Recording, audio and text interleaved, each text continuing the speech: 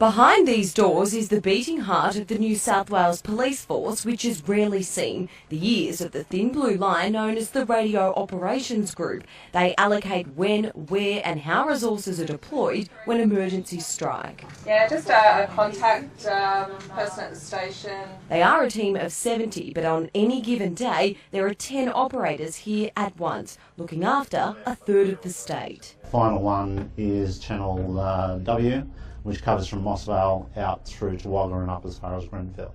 The centre operates 24/7, each team member completing 12-hour shifts. It's at times a high-intensity job.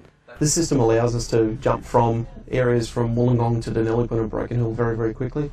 At the moment the map's covering Deniliquin, so we can cover car crews in that area, and with a few very easy clicks of the mouse I can jump over to see what's happening in the Broken Hill area. 2 staff members cover each radio area. These highly skilled operators are not just call takers but coordinators, triaging jobs and deploying the closest crews through GPS trackers in each car. Our priority jobs come through as a red on our screen. That can include things like violent brawls, violent domestics, and also persons trapped accidents. So that gets the attention of the dispatcher to know that that job requires a priority attention as opposed to things like noise complaints. As the police respond to the jobs, operators gather information to relay to officers on the ground through the radio, but also the mobile data terminal. And this gives us information either before we attend the job or en route to the job, or also when we're at the job.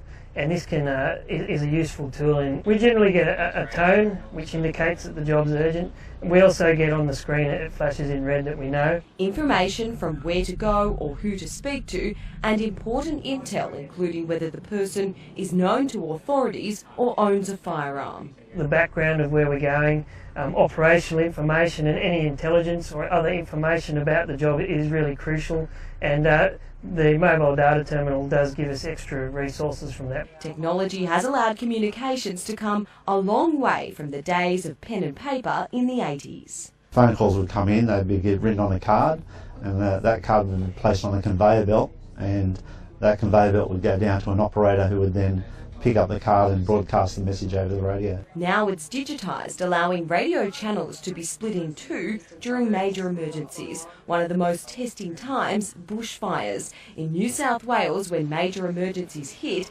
police are the leading agency. Information such as where the fire is, the evacuations that have been ordered from fire and rescue or from rural fire service. Some 437,000 000 calls are made to the 3 emergency services across the state in a month alone, meaning during major events like the Sydney siege, the overflow comes to centres across the state like this one.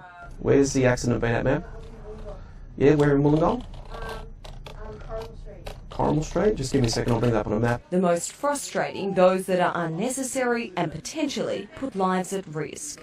We get people ringing in about simple things like somebody took my car park.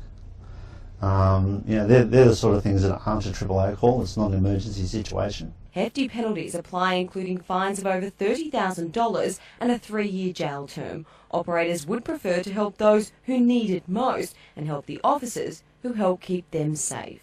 We just want to make sure the police get home safely at the end of the day. Melissa Russell, WIN News.